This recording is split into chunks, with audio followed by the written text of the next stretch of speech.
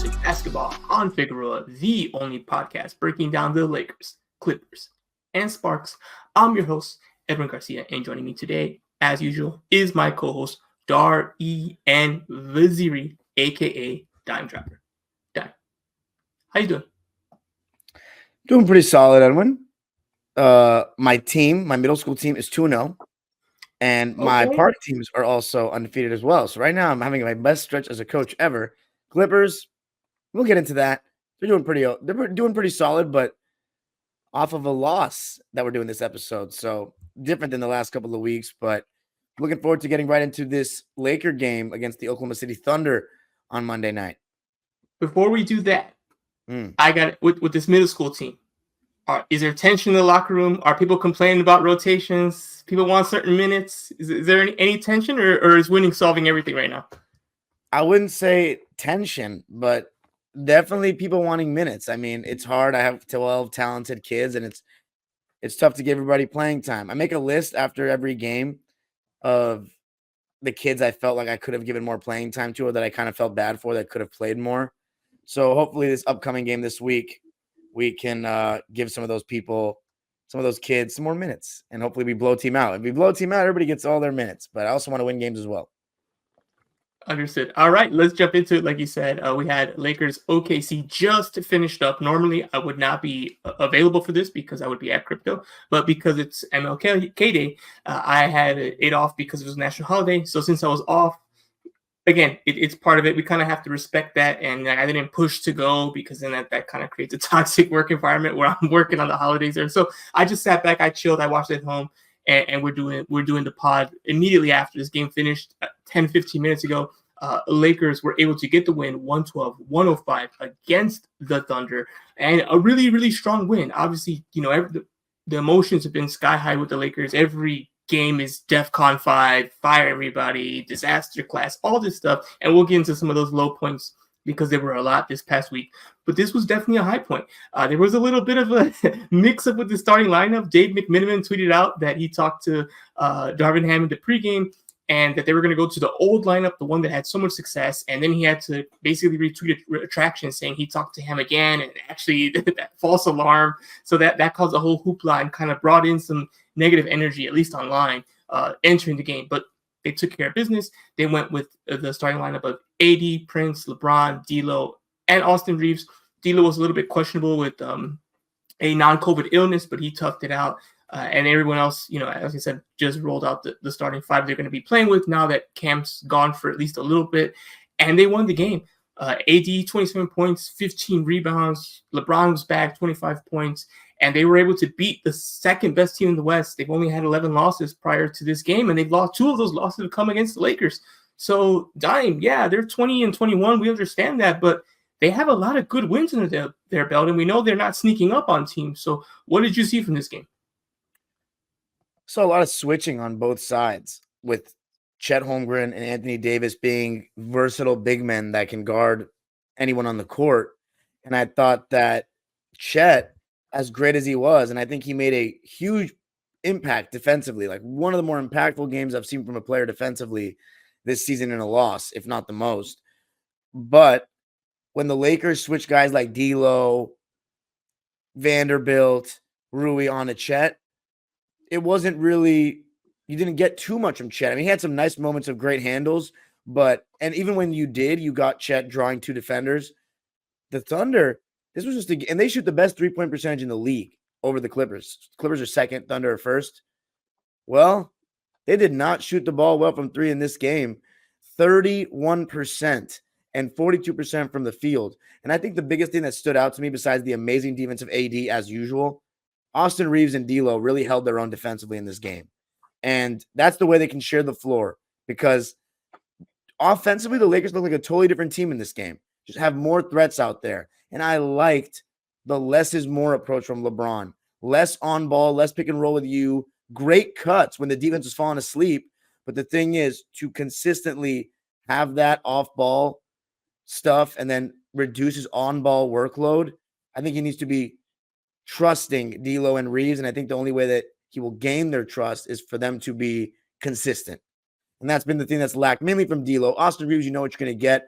But I think what really unlocks this team, as we talked about last week or 2 weeks ago, is getting the best version of D'Lo. And you saw in this game, D'Lo is dime dropper certified. I mean, he had some amazing dimes in this game. That one transition one to, I forget who it was. It was under the arm of Chet. He had a couple impressive ones in this one. And I thought LeBron and AD were good. I thought that Taurean Prince, even though he didn't shoot well, he got into the paint a lot and was able to kick out and find open guys. He got 3 assists. And then more Vanderbilt, more Hachimura, solid, and Christian Wood effective in his minutes, 11.7 rebounds. But I thought just Anthony Davis was so good. And then LeBron really good as well. But D'Lo and Reeves held their own defensively and were also solid offensively. So 2 games against the Thunder this season that the Lakers have played, and it's been 2 of the better performances of their season. I don't know if I'm ready to say that it's a good matchup, but I really don't know if I'm ready to say it's a good matchup for them, or it's just been 2 of the best performances of the season. Yeah, I think good matchup, but you said that might be putting a little too strong. I don't think you ever want to play a team that's as successful as Oklahoma City. But guess what? Just like the Lakers might not look forward to that matchup, you know who I know wouldn't be looking forward to that matchup? Oklahoma City Thunder. The last thing you want to do is face a healthy LeBron James, Anthony Davis in the playoffs when you're inexperienced. I mean, they're going to be in trouble, those LA games. And if the Lakers could get one on the road, that might be it. That was pretty much their recipe all of last season in the playoffs. It's let's get one on the road and protect home court. And you saw that's pretty much what they did until they ran into the Nuggets, right? And again, those Nuggets games, yes, they were a sweep, but in the fourth quarter of every game, you did not know who the winner was going to be. Those were very close games. I think people forget that part of it. But obviously, that's way down the road. But these are the things that we talked about with OKC. Both of us aren't bought in yet because they're so young. You're like, how are they going to handle that kind of pressure? Like, I don't know. I haven't seen SGA in those kind of games and how this team reacts. And do they start having these bad shooting nights and they weren't complaining about foul calls today, but, in a playoff series, that starts to take a toll and they're getting frustrated. Next thing you know, they realize they don't have answers for LeBron AD. And, you're like, oh, wow, a team that kind of like the Kings last year, a team that shined falls apart against an experienced veteran team because they just got the experience that, the other team you have to learn how to win. And it's learning how to win by saying knock out a LeBron James-led team from Los Angeles. That's a tall task. That's not the kind of game you want, especially in the first round. Obviously, that's a ways away, but that's what I see from this team. This team is still going to be very talented, and yes, things still need to be fixed, rotations, all that kind of stuff. Maybe even a trade to really put them somewhere that they can actually threaten. But you see a lot of good things here. You see good D'Lo. You see AR, and I always thought they walked away from that too much. The excuse cannot be, oh, they're too bad defensively. They are not the best defensively, but you have to work it out. Those two have to make it work on the floor. They just have to. They're too good to just take them off and concede that lineup just cannot work. I never believed in that. Put better wings around them, put better defenders around them, challenge both of them to do better. And I think they have. You saw Austin get benched early. That was the solution. And then you saw D'Lo benched after that. And now he's brought them both back. So obviously, you wish that these progressions and this kind of understanding of the roster would happen quicker, but it hasn't. But it is happening, right? Like you deal with that, I'm sure, as a coach yourself, figuring out, okay, these two work together, these two don't, these three need to. This person could play more if they could work with. There's a lot of tinkering that happens here, and the Lakers have not practiced much all year, so I know they don't have a lot of time to kind of experiment with stuff. So sometimes this stuff has to happen on the fly. This lineup's close to what I think most Laker fans want. I think the main change they want at this point is Prince out and putting Vanderbilt in. I think Prince was okay defensively. He didn't shoot that well, 1 for 6, 1 for 5 from 3. But I don't think he was bad. He was just not, sensational. He wasn't one of the worthy names. The worthy names today were obviously LeBron, AD, D'Lo, Reeves. Rui had some big points even in the fourth. He had that really nice dunk. And some big blocks. I was going to also ask you, did you think SGA, because he was questionable before this game, did he look right to you? I think the Lakers defense played well, but he did not look as aggressive as normal to me. And he shot well, but it didn't feel like he had the same relentless kind of trying to get to the paint as he always does. Yeah, I think there was definitely fire with that smoke of he might miss it. I think he was closer to a game time decision. He still played a lot, 34 minutes. But I agree, he didn't get to the foul line a lot. I think it's because he didn't penetrate as aggressively. He's known for getting to the foul line a lot and getting that contact and taking it. And I think he wasn't 100% or at least close to it normally. I think that played a little bit of a factor. And they have good defenders on them. The Lakers always defend SGA as well as one can. Like you said, he's remarkable. He might still drop 30 on your head. He still dropped 24 tonight, and we're talking about it was a dip in performance. So that lets you know how good SGA is. But the Lakers do have, with Vando out there, Prince out there, Rui out there, they have the size to kind of agitate and aggravate them, and they're getting physical with you. And if you're already kind of feeling hesitant, it's going to make it harder to do that. So, yeah, great win. Before we go into the rest of the games, we'll start next with, I believe, we got Clippers-Raptors starting from earlier this week. Before we get into that, real quick, the Lakers have beaten the Thunder twice. They've beaten the Clippers. They won the in-season tournament. Does that say anything about this team? Or are you still like, they're 20-21, who cares? They're still sub 500. You're not even in the plan. I mean, that's like, if the season ended today, you wouldn't even be in the plan. So, like, no, I can't say that. It's like, you got to get in the plan. Utah trash are ahead of the Lakers as of this recording. That's unacceptable. Okay, fair enough. Houston as well. Okay, all right. So I guess we'll have to wait till they get into the dance here. It's way too early for me to do that. Well, we'll have to see here. According to Google, the Lakers are currently the 10th seed. So maybe today would have been the straw that broke the camel's back, because I think they have the tiebreaker over Houston. I'll say this. I think right now they would be the 10th. They would be playing Utah Jazz in Utah if we were done at this exact moment, which we're not. I'll say this. They've shown that they can get up for the occasion, but I'm not going to say that this team looks anywhere near a championship team right now. Okay, no, that's fair. Championship's far away. Right, they can make some noise, but that's not championship right now. Okay, so moving on and continue with other teams that are not championship teams. We got the Raptors versus the Clippers on Wednesday. The Raptors, obviously we talked about Lakers-Raptors prior. That was our last game, but now we're on Clippers-Raptors. And here, the Clippers took care of business, winning 126 to 120. So they couldn't get the double W in LA. They split those because the Clippers took care of business here. Looking back, good RJ Barrett game. He had 24. Quickly's been great there too, 25 points. But you got PG and Kawhi, both 29 points. They were playing really well. I think this was a solid Zoo game as well. He had 12 points. He seemed very efficient. What did you see from this Clippers Raptors home game? And were you in attendance for this one? Yeah, it was. I was in attendance, and it was a Kawhi kind of game. He took over at the end. There was one time where they double-teamed him with about a minute left, and he said, I'm not going to pass out of this double. He turned the corner on Schroeder and dunked, and then drew a double team and found Paul George for a dagger 3. James Harden's playmaking was also really solid, 14 points, 11 assists. I think you also got a solid Norm Powell game off the bench in double figures, but the fact that Terrence Mann was 5 for 5. I think that really stood out for me because he's really been struggling. And now since the new year, he's started to find his shot again. And that's very important. And we also kept Scotty Barnes very quiet. I thought that was pretty surprising. But Kawhi was clearly the best player on the floor. It was a solid job taking care of business. You love to see when Paul George and Kawhi play with that kind of aggression. PG 12 for 22, Kawhi 10 for 18. And as you mentioned with Zubats, shot 75% and had a double-double. He continues to play really good basketball. So solid win. A little bit too many points allowed with 120 to Toronto, but credit Emmanuel quickly. He was a problem for us. But yeah, good win. Any win. Yeah, I think the Raptors are doing a decent job in this transition. It's always tough when so many key players are moving on a team that's been struggling. But I think it's way too early to kind of name a winner or loser of that trade, but I think I can see how both sides kind of got what they wanted. And for the Knicks, it seems like they've just been rolling, and it seems like the Raptors have kind of been improving while also maintaining their assets and making decisions on those players, and they've looked better to me. So yeah, I think it's one of those rare scenarios where maybe both sides can walk away and say, hey, we're kind of in a better spot long term and short term with the moves they've done. So, but the Raptors, were unable to get that win, but they did get the one on the Lakers. All right, now the next one, not excited to talk about. We got Suns Lakers. This was one of the ones where the locusts, flew from the sky in Laker Nation on this one. Lakers lost 127-109. It was just an ugly game. They were just, beat 6 ways to Sunday.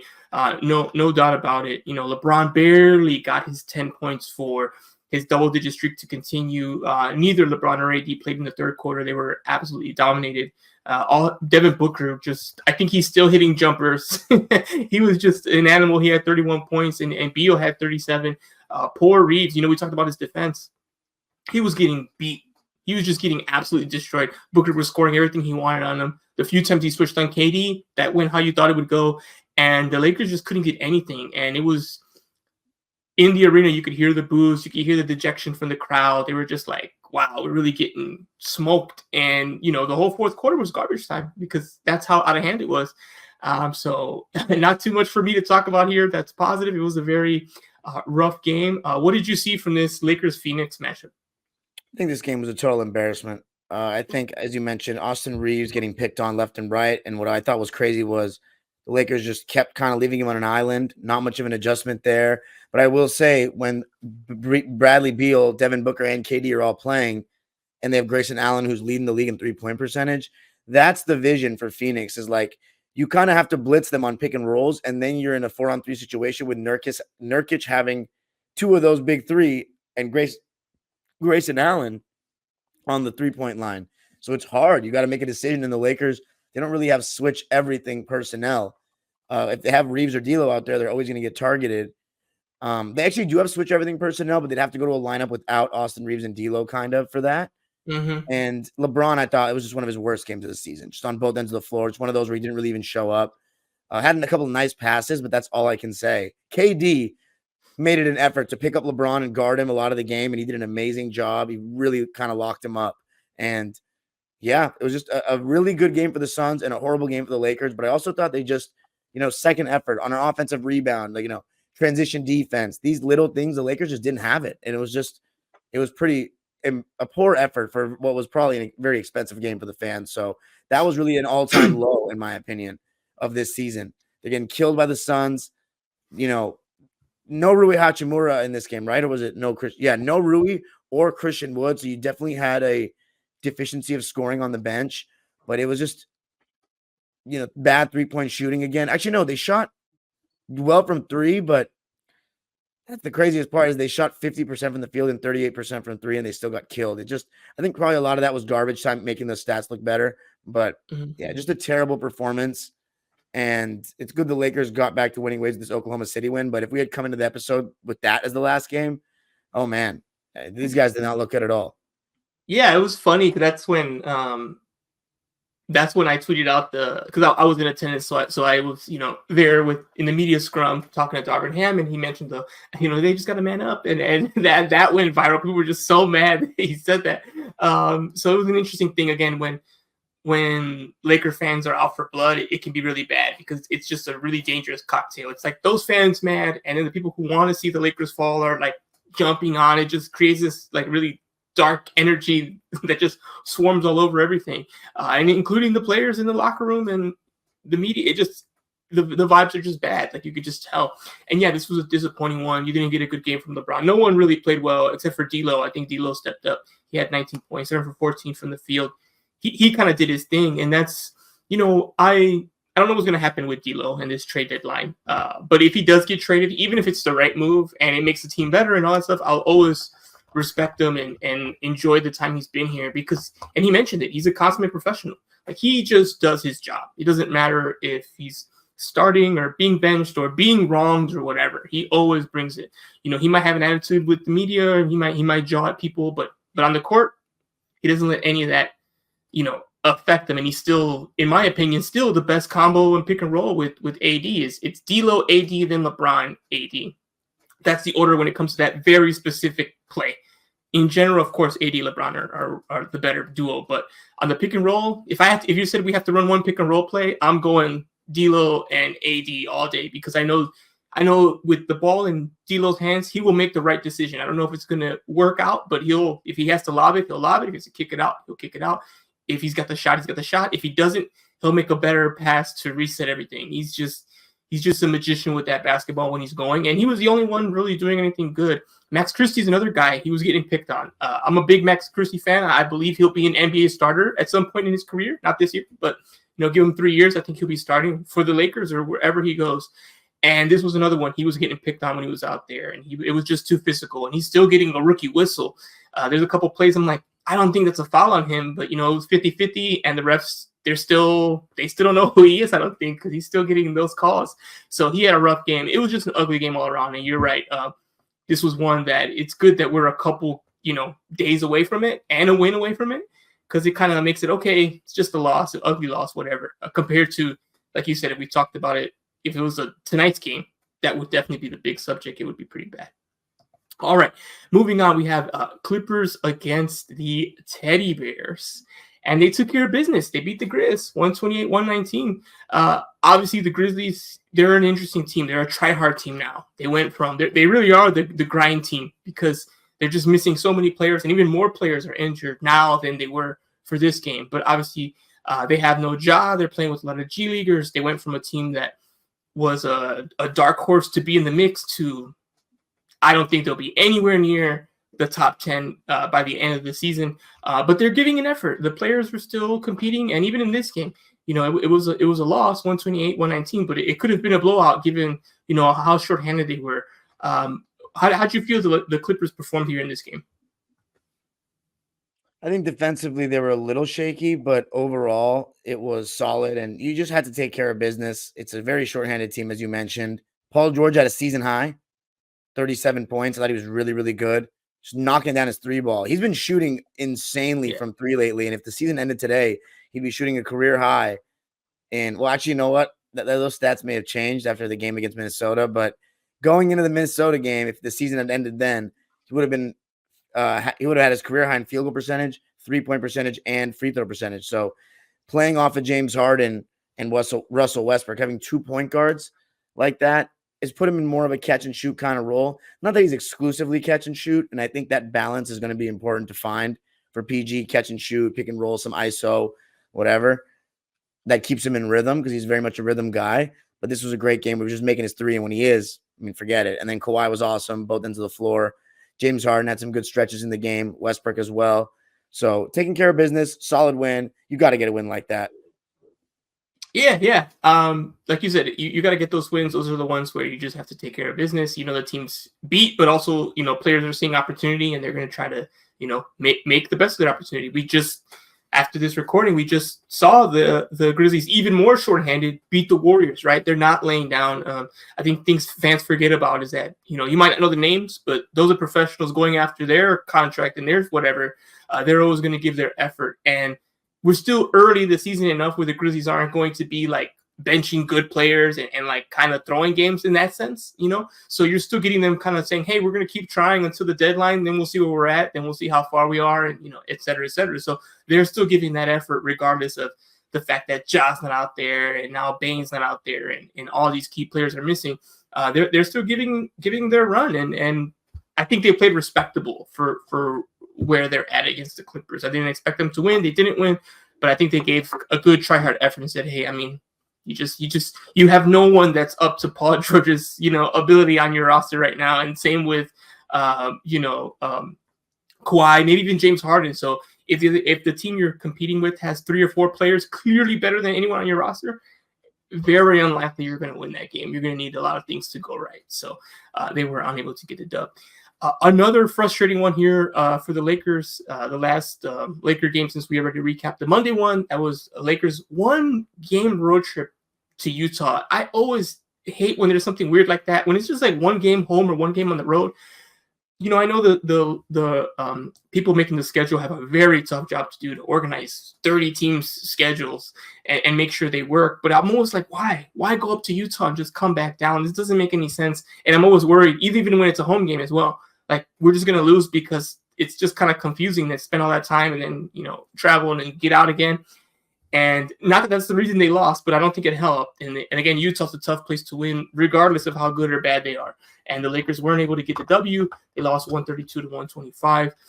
They also had LeBron James out for this one. He had an ankle thing, which, we were talking, not on the pod, but just like online and stuff about like, is he load managing? Is he like, is he hurt? What's going on? They did mention in the post-game presser, Darvin Ham did mention that he tweaked his ankle after that Suns game.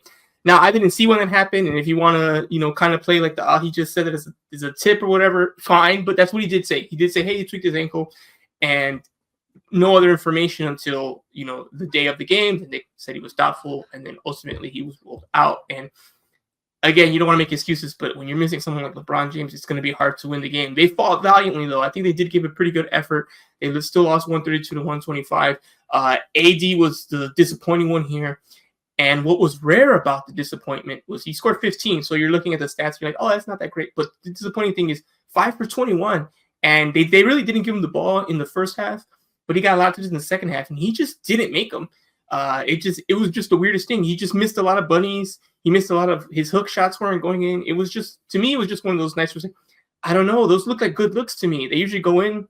They didn't tonight. And that, along with missing your other top player, and then with the Jazz kind of taking care of business, I think they shot okay from the field. They didn't really like pop out, but Lauri Markkanen is a player I've liked for quite some time. He had 29 points leading the way. They just didn't have enough, and I know fans just saw the Suns game and this one, and they're just annoyed. They don't care about the context, but I think the context, it does matter, at least for the Jazz game. The Suns game was kind of no excuse there. But what did you see here in this Lakers-Jazz matchup?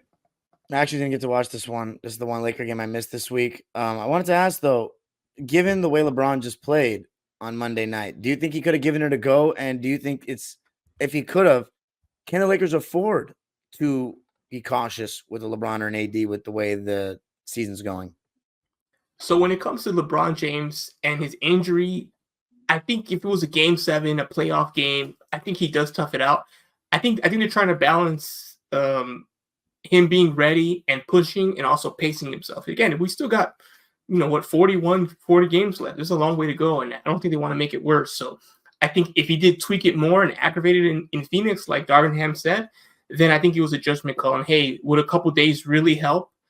And I think their answer was, yeah, we think a couple days would really help. Give you the weekend off, get some treatment to it, and be ready on Monday. So to me, it's not about if they can afford it. Obviously, they're sub 500. They need LeBron every game. But if it's really at the point where, hey, a couple extra days really is going to make a difference and give you, not a guarantee, but the best option to like not have it continue to expand, then I think you have to be smart and get the rest. So I think they did the right thing. I don't think they know they can't load manage at this point. And if it was leaning more towards he's good to go, they would have went. I think they just made the right decision in that, hey, I know it's going to probably cost us a game, but we want you for the other 40 games more so than, testing our luck on an ankle that's not really, feeling right. So I think they did the right thing, and they just, he tested it out. And it was a game time decision.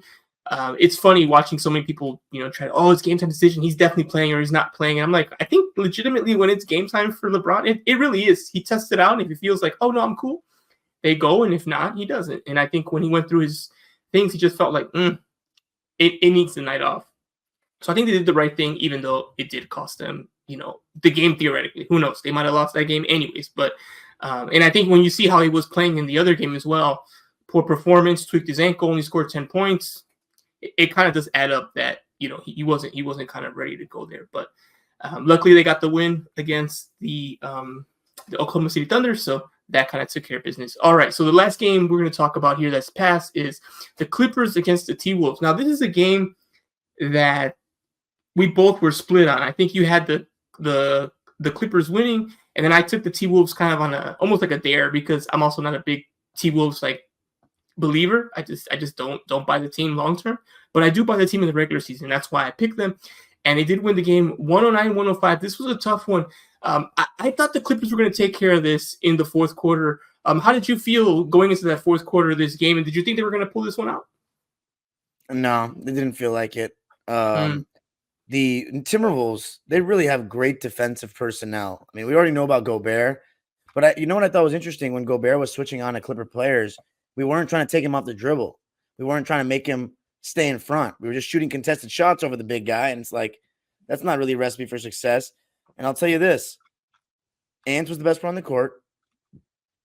Kawhi, in my opinion, needs to be if we want to beat them. Not doesn't need to be if we want to beat them, but he should be. I think that's one of the reasons why people go with the Clippers, is because we do have the best player in that series, like you would think.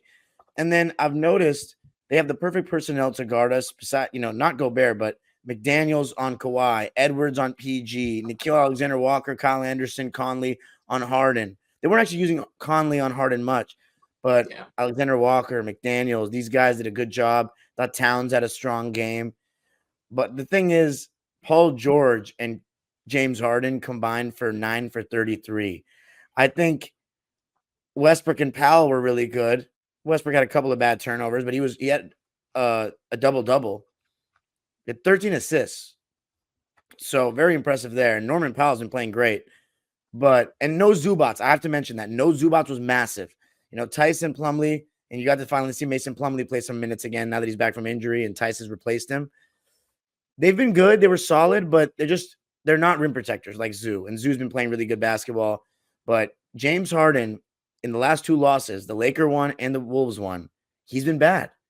And you know what I'm thinking in the back of my mind there, Edwin? The better the competition, he needs, and I think he's just missing shots that he normally makes.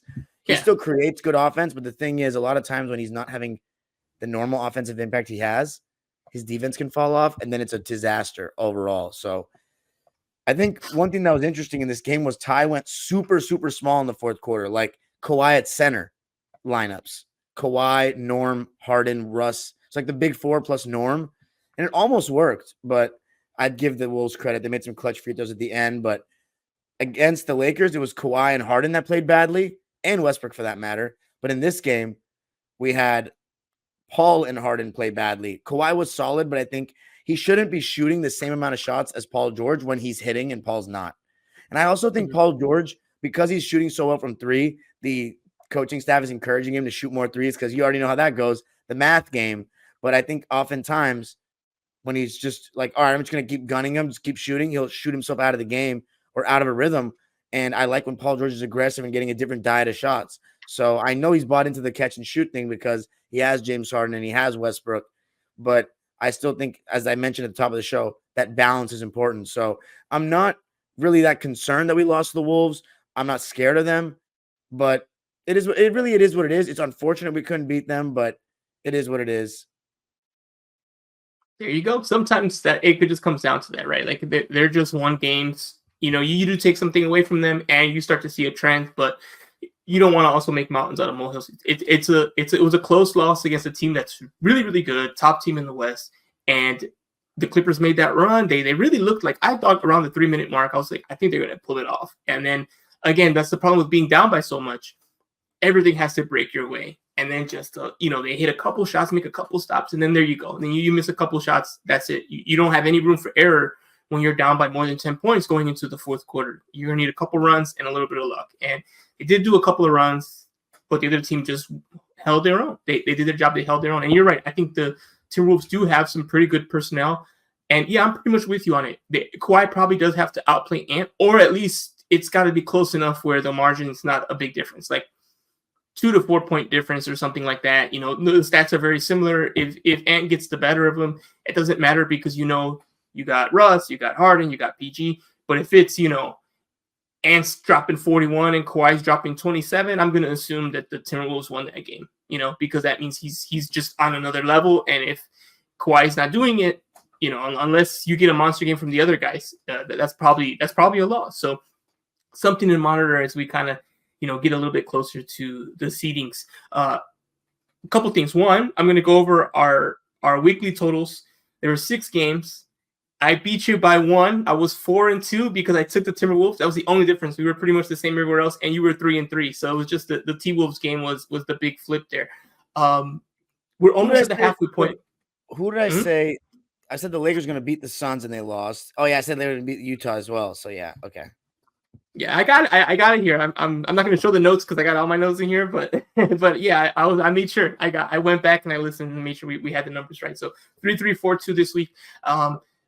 I've mentioned that we do the quarterly awards because I think that's the best way to take care of MVP, 6-man, and all that instead of just an arbitrary time when we're closer to the end, and we're going to do that check-in, and we're going to do it actually next week when both teams are past the 42-game mark. We'll be like a couple games over, but we'll be right there. So before we get there, I have a question. I don't think I've ever asked you this. When do you start standings watching for you, what's the date for that? Because that's a very different thing. I think it's really a waste of time early, but we're getting to the halfway. It's not early anymore. It's at least near the half. So when do you start looking at that and kind of seeing, what the matches might look like? After the halfway, actually. So almost time for me to standings watch. Okay, so maybe like All-Star break. That's because it's what, February, I think. A little before, because All-Star break, Okay. you're already at game 50 usually. So I'd say a little before. Okay, let me double check when All-Star weekend is, and then maybe we can add that as a segment. Like at the end, we'll be like, okay, here's where we look. February 16th. So yeah, it's usually the second weekend of February. So for the pod, even though we're still recording, so this is going to be part of everyone hearing, but it's fine. Next week we'll do the award show, and after that one, we'll do a quick segment. Here's where the standings look right now, and then we'll just briefly talk about what the matchups look like. That way, as we get closer and closer, we'll be monitoring that as well. Okay, cool. Yeah, I'm good with that. I think for me it's after All-Star, but if for you it's after the half, we're talking about like a 2-week difference. I'm fine just jumping in when you're kind of doing it already, and that way we can keep an eye on it. So we'll do it as soon as the games are done that night. Wherever the standings are, we'll just have a screenshot of the East and the West, and we'll briefly go through it. And we can make it more West centric, of course, because that's what we really care about, because those are the teams we'll actually be playing, minus the one that makes the finals if our teams make the final. All right. Before we move on to upcoming games this week, I want to do a quick Sparks segment. The LA Sparks have a lot of things actually going on at this point. We're getting closer and closer to the action happening. And Sunday, January 21st is free agency. That's when free agents will start getting contracts. They can't sign them until February, but you'll get the news of so-and-so is talking to so-and-so, signing a year, X amount of money for X amount of years. So that's what's going to start to happen. And right now, the Sparks have a pretty open roster. They only have Azrae Stevens, Derek Hamby, Stephanie, Lexi Brown, Nia, and Zaya as their main roster players. So players like Jordan Canada, players like Katie Lou, NECA, they're all unrestricted free agents. So there's a lot of movement and a lot of things the Sparks have to think about in terms of who they can get, who they need to go out there and get on free agency. And we're going to start to get some of those answers on Sunday. So I'm not sure. WNBA free agency is a little different from the NBA. It's similar in terms of it goes quickly, but sometimes those first couple of days, it depends. It's 50-50. They can be very fast. They can be very slow. So I'm not sure what we're going to get here. But one, keep an eye. Make sure you're following me and the other Sparks people out there, covering things like Sabrina Merchant's like always a top WNBA women's college basketball person. I'm sure she'll be tweeting everything out. We'll also be doing an update here on Monday if there have been some moves. If it's still a little slow, we might wait until another week goes by. But if we already have some big news, I'll make sure we're keeping an eye on that. And they just announced they have a new general manager. Regan Peebley is now the general manager of the Sparks. That's big news because Karen Bryant was a manager last year. She's in a new position now. She's still with the organization, but she stepped down from essentially being the general manager there. So they have a lot of moving parts here, and it's a big season. Not only have they missed the playoffs 3 years in a row, so that needs to change. Head coach Kurt Miller, it's his second year. He's known for turning programs around. This is a big opportunity. They have the number 2 pick in the WNBA draft, which isn't until April 14th. We're still a little bit of ways away from that, but this is the first thing. Getting your free agents, understanding what your team's going to look like, and then with that top 2 pick, who's going to be available, who are you going to get? So I'm really excited for this. I'm really interested to see who they can pick up, who they can keep. I think NECA's the number 1. They got to bring back NECA. And then Jordan Canada is going to be interesting because I know she's going to be wanted by a lot of teams. So I'm curious if the Sparks are going to bring her back at all costs. If she just gets too pricey because someone just throws a bag at her, I think it's very possible. She's a starting point guard in the league, and that's very needed in any league. So I'll be very curious to see what's going on with that. But we'll have an update hopefully by the next pod on Monday. But it just depends on how fast things go. Interesting. I'm excited for it. Also, I want to give a shout out, speaking on the topic of women's basketball in Los Angeles. UCLA and USC women's basketball right now, 5th and 6th in the country.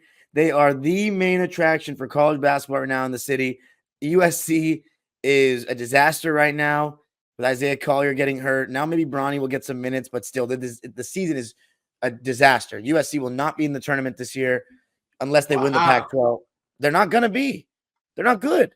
And unless they win the Pac-12, then UCLA is a bunch of freshmen. They're getting embarrassed. They got embarrassed against Utah. but UCLA and then USC led by Juju Watkins. That'll be definitely something to watch.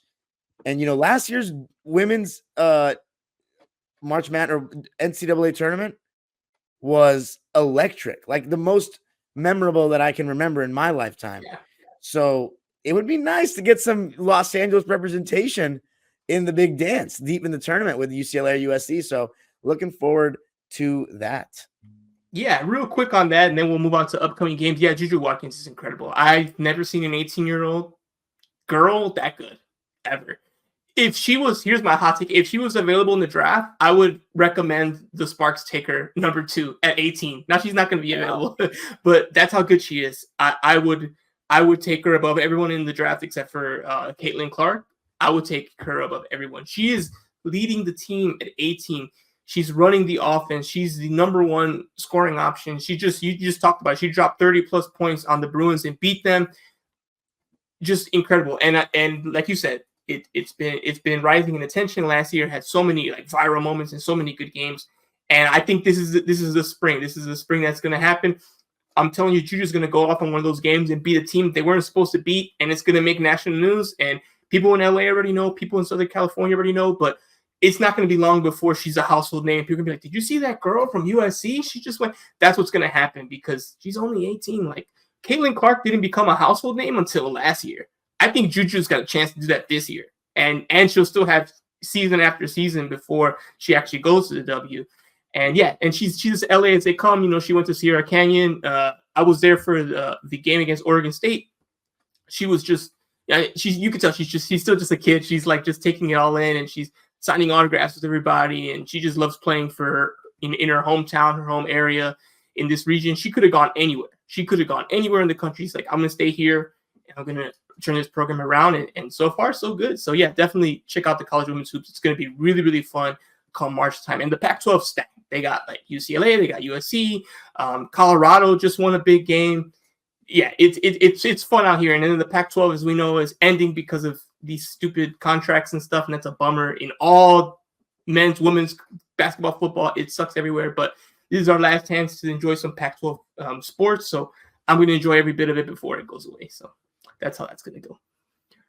All right, upcoming games. We have Tuesday, Clippers, OKC. So that's actually coming up tomorrow, 7 o'clock TNT.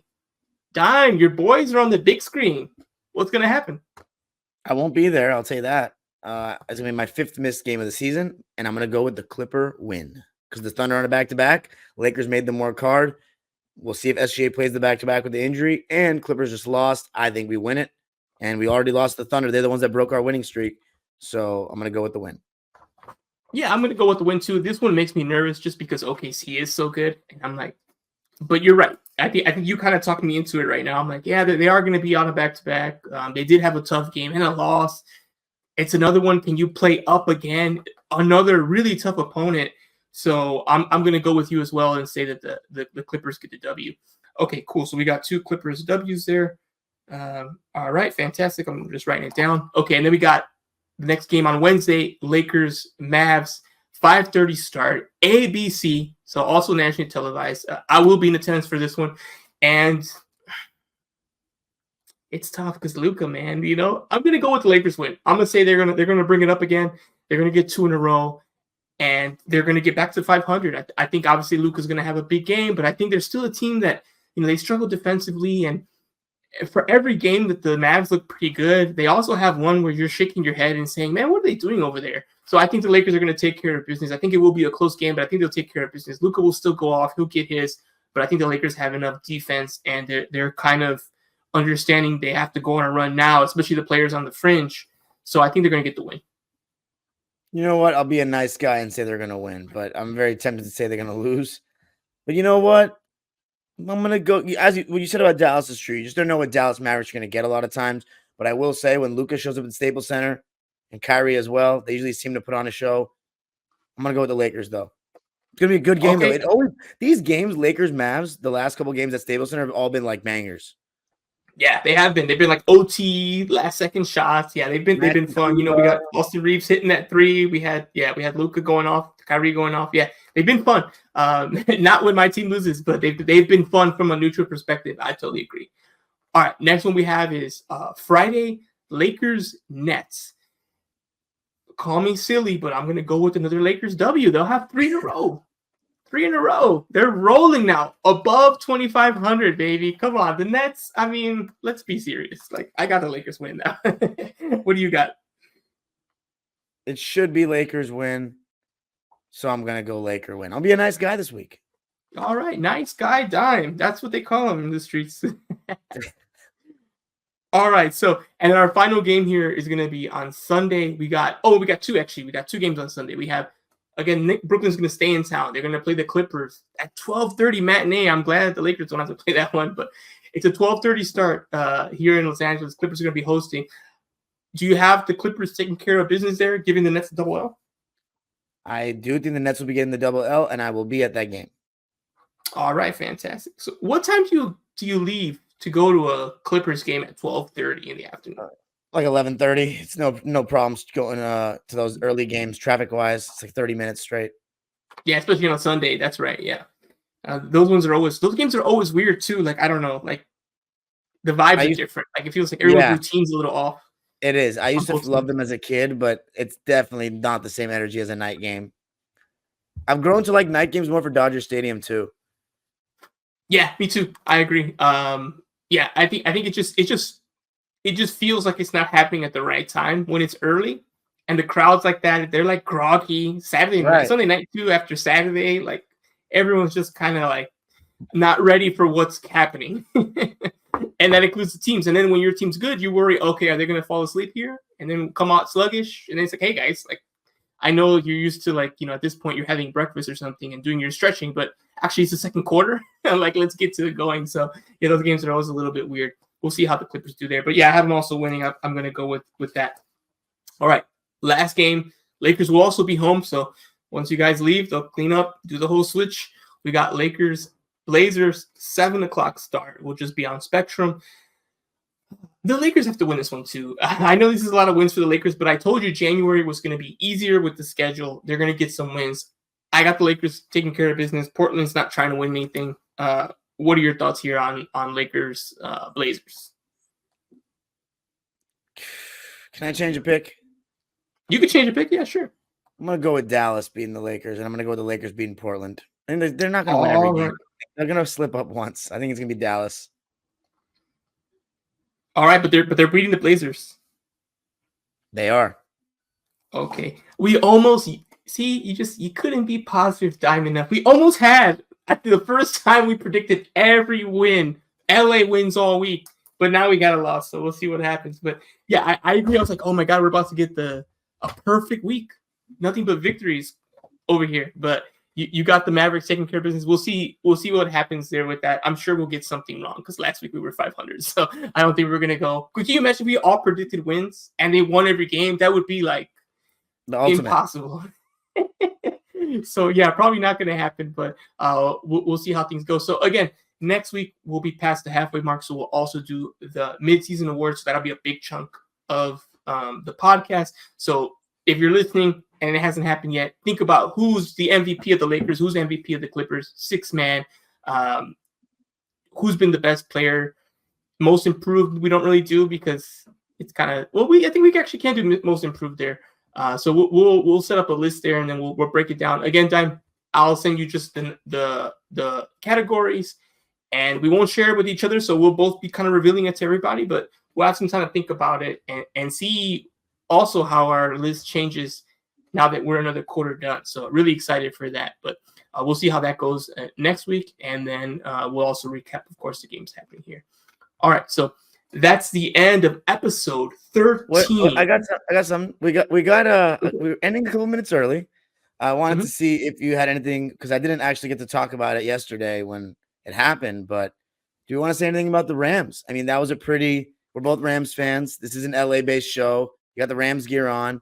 That was a really tough loss on Sunday night against Detroit. It was kind of bittersweet because, I feel happy for Goff. I feel happy for a city that really has been so unlucky with sports. And man, I mean, Stafford came to play. Nakua was so ready for the moment. Our O-line performed really well. but I feel like we just didn't make life tough enough on Goff. But in the second half, we did. I thought we were going to bring it home, Edwin. I really did. Me too. I thought they were going to. I thought that the whole game, even when they were trailing, I thought they were going to take care of business. It wasn't. I really didn't give up hope until that final first down where I'm like, okay, they're just gonna run the clock out now. I'm like, it's over. I'm like, now we just gotta wait for that. Yes, that's why I'm rocking the Rams, gear. It's easy to be a fan when Snoop's crip walking and we're winning a title in the stadium that they built. Of course, good times and bad. So I'm like, you know what? They lost. I'm rocking the colors today, and let someone say something smart. Go ahead. Because this season was mixed. They were not expected to be good at all, and they lived up to that during those first 6-7 weeks, and then they turned it around. And again, props to the players playing hard, props to the team not giving up, and they said all the right things. And I wasn't really buying it. I'm like, yeah. I'm like, what else are they going to say? But they proved it. They went on a winning streak. They got going. They needed a little bit of luck to get in. They did get that luck. They did win those games. They won out, and they went up against one of the top teams in the NFC, in the Lions, and they were right there with them. And I thought they were going to pull it out. They didn't. I was very curious if they could have won the next matchup. I don't think they could win it all, but I think they could have really made some more noise and pushed. I was excited about the option for that, but they didn't do it. But you got to give props to Sean McVay and AD, the other AD, and Matt. Man, I mean they had a great season. Like, no one expected them to be as good as they were or to compete as hard as they did, and they did their thing. Fell short, but I really hope Sean McVay can find the work-life balance to not quit anytime soon, because he's so good at this job. He's so good at drafting, and he did so much with so little this year. I just think, man, if they can get a few more assets and Right. build through the draft, I think they can definitely make another run next year and the years to come. So again, it's always exciting here in Los Angeles, and the Rams being good and being competitive is fun. So hopefully next year they can make a couple of tweaks and just take the momentum from this year and not have such a horrible start, which I think they will. They've already announced their home schedule, and I didn't see too many really tough games on paper. The NFL changes so much, so Right. of course those games. Yeah, we don't know what those easy games can be hard games very soon. But right now, I looked at it and I'm like, it doesn't look too bad. I'm like, I think they can have a good year next year. So I'll be excited to attend and excited to see it next year. But we'll have to wait a whole year. And yes, I feel pretty. It was a weird thing. It was like, I'm not happy my team won. But you know what? A team that hasn't won a playoff game since 1991, you can't be too mad at that. Like, shout out to the Lions. And it's Goff. I still don't want them winning. He was our first quarterback that we had, in our real first quarterback that we had since they moved back. Yeah, and they had to they made the tough decisions, right? That's kind of like the D'Lo thing, right? They said, you know what? I don't think we could do it with you, so we're gonna have to gamble, and we sold it all chips in on Stafford, and then the other moves they made, and it worked. So I think so far everyone got what they wanted. Isn't that amazing though, that Stafford won his first season as a Ram, won the whole thing? That was insane. That I'll always remember that Bucks game. That was the one. That was they had the win. And then it went away, and I'm like, I can't believe I'm watching Brady do this again. And then that 73-yard pass, whatever that was, that was, exactly. The Cup set up the field goal with seconds left. Oh, it was amazing. And then the Super Bowl was. I watched on YouTube, the NFL's official channel has the last 5 minutes, a 10-minute video. I've watched that video so many times. Oh man, I'm gonna go watch so many times. Yeah, because you get the touchdown, and then you get the stops, and then AD was getting all those stops. And it's funny, you hear the announcers, obviously they don't know what's gonna happen. They're like, oh, Burrow's got to make sure they don't score too early. And I'm like, you don't know what's about to happen. Sack, incomplete pass. They're not going to get another first down, buddy. And then, AD, he spins, Burrow to the ground. He throws the ball in desperation. It goes incomplete. And then he gets up and points to the hand. And it was just, it's awesome. So, those moments were great. And I was there banner night against the Bills. That was a fun one. I think you were also in attendance. Yeah. And there was a lot of Bills fans, and they got to talking, but I did remind them, hey, I've seen something today most of you, actually none of you, have ever seen. That's your team, hoist the banner up there. So enjoy week 1, but I'll enjoy the title. So I'm proud of them. It's been fun. It's been fun. I'm looking forward to them continuing to build their presence here and grow it. As you know, it's still a very fractured city. But again, it's going to take time. You don't leave for 20 years and get to come back like you didn't leave. So it's going to take probably a generation to really establish themselves and kind of build it. But I think they're doing what they need to. They got the stadium, they got the title. They'll probably get another Super Bowl soon. They got to keep winning. And, the kids growing up now, that is their team. And in 10 years, when they're like 20 years old, they'll be like. Believe it or not, though, not as much as you think. We need to do a better job of forcing these kids to be fans of their team, of the city's teams. Because now NFL Sunday Ticket, everybody has it. And they have illegal streams. Just like players, you know how player standing goes these days. It's going into football, quarterbacks. Yeah, less than football, though. Less than football. But yeah, you're right. I agree, less than football. And plus, it's definitely different than when we were growing up here, at least for me. We do have a team that they can choose from. Back then, we had no choice. So it'll definitely be more home fans than before, whether it be Chargers or Rams. Honestly, I wish it was just one team that they could choose from, though. Just think we're too divided. But yeah. Yeah. But it's clearly more of a Rams town. I think that's been pretty clear. I would say some more Chargers, but we still have more Niners fans and Cowboys and Raiders at our games than when we play them. Yeah, like I said, you can't just come back and hey, I'm home. And it's like, oh, okay, cool. I've been rooting for the Packers for 20 years. Let me just jump on a rank. Like most people are going to be a little hesitant, and then the kids follow the parents. So it's a whole thing, but they're going to get there. I do believe they're going to get there. It's just going to take some time. And in the meantime, we'll keep rocking the Rams, gear and the merch. We'll be going to the games. We'll be watching the games and talking less about it on this basketball podcast, but we will talk about it from time to time for sure. I remember the time that LeBron went off because Matt was in attendance and he looked at him. He's like, I wasn't going to lose the game because I saw the Rams guys were here with their rings and stuff. So, it's nice to see that crossover happen. But all right, that's going to conclude it for tonight. That's the end of episode 13, the PG episode. We didn't even talk about Jordan on the podcast, but we'll save that for some other time. That's the end, episode 13 of Basketball on Figueroa. I'm Edwin Garcia. That's Darian Vaziri, a.k.a. Dime Dropper. We out.